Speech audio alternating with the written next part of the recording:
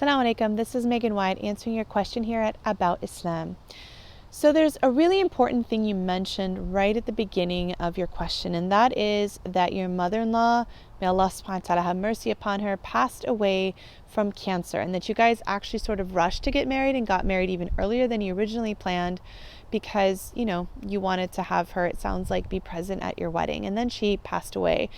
And that wasn't that long ago, and you've been married now for 8 months. And you're talking about your husband not really giving you his presence, not giving you a lot of attention, not making you feel priority, while it seems like he's giving everything else and everyone else his attention. So there's a couple of things that I want you to consider. And the first one is your husband dealing with grief?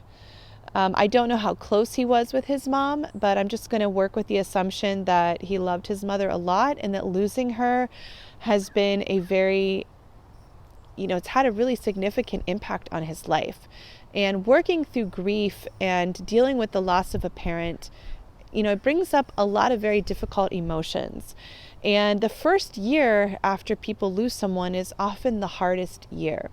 So my first thought before we kind of dive into anything else was to ask you that question. Do you consider that maybe he's struggling with grief? A lot of people deal with grief by numbing out, by trying not to feel, by trying not to deal with emotion, by just trying not to have to be present with any of their feelings. And so really just kind of wanting to have you begin there. Is he struggling because of the loss of his mother?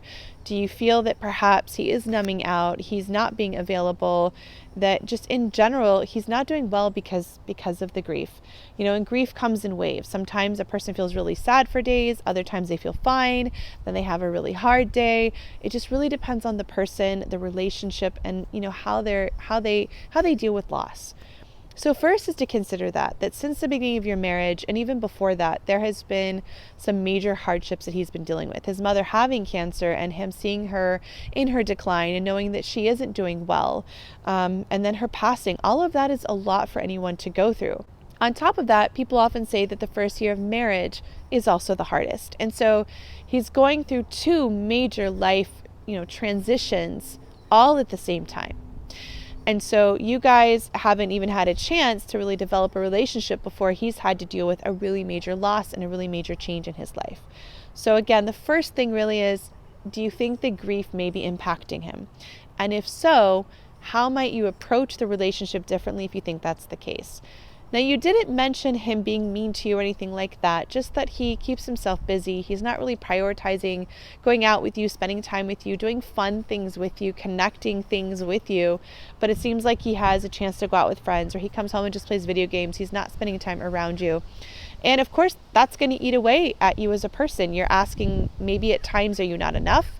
And then you're out in the world feeling that, yeah, you are enough. Why is it that this man at home that I married isn't giving me, like you said, half the attention that people that, are non-mahram men are giving you? And that is a real challenge. That's a real fitna for a person, because he is the person you're supposed to be looking to for love and affection and compliments and, all of the things that a good relationship should bring. What I'm sensing right now, just as a beginning place, is a couple of things. One, again, keeping that grief in mind.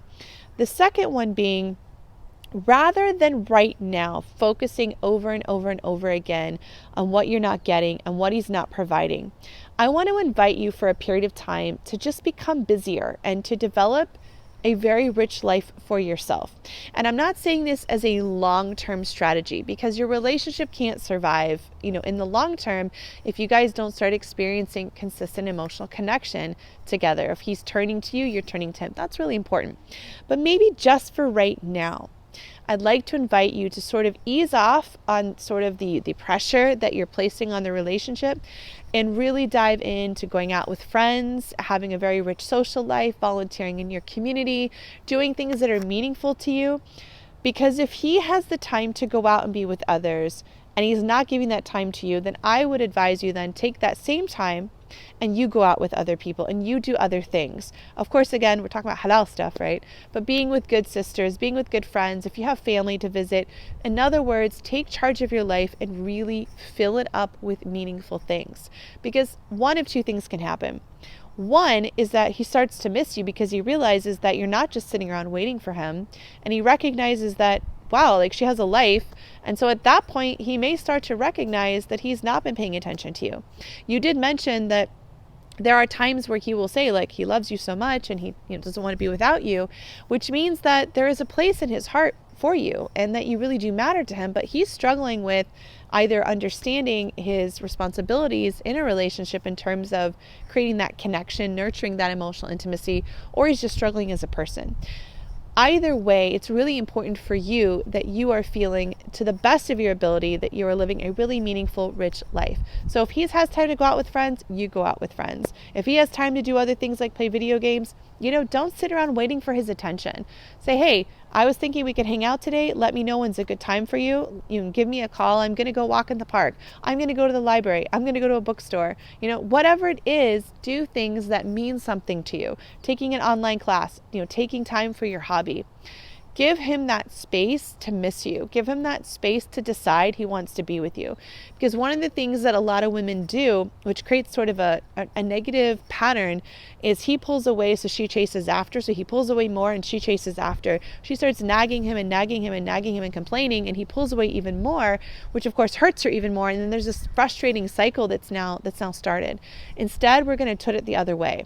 You live your life, go out with your friends, volunteer, find your hobbies, do things you're passionate about, fill yourself up, let him come to you, let him recognize that space and that absence. And this isn't that you're pulling away in some kind of a hurtful way. Just genuinely be a beautiful, wonderful human being and give him a chance to find himself in this relationship, in his grief at this time of his, in this stage of his life, and realize when he needs to finally reach out, when he really misses you, and let him start to initiate that time together. Now, this doesn't mean that you stop planning activities together or going out, because you mentioned that when you plan things and he'll show up, he'll go out. If this is what's working right now to get you guys to spend time together, then keep it up. Again, this is not a long-term pattern that I'd like to see you living, but for now in the short term, continue to plan meaningful activities, things to get you guys out moving, being in nature, things that bring joy to both of you. Maybe he's just in a really difficult time and this is going to pull you guys through. And if things don't improve after a few months, then that's about the time where you may want to consider reaching out for some help. I work with couples all the time, and sometimes the solutions, they're just around the corner, but people need a little help to find them. So hang in there, make a lot of dua, ask Allah subhanahu wa ta'ala to guide you both to what's best, to help you understand what your relationship needs, build a meaningful life, build great relationships with other people, and let's see what happens in terms of how he responds to you. Okay, reach out again and let us know if you need anything else. Assalamu alaikum.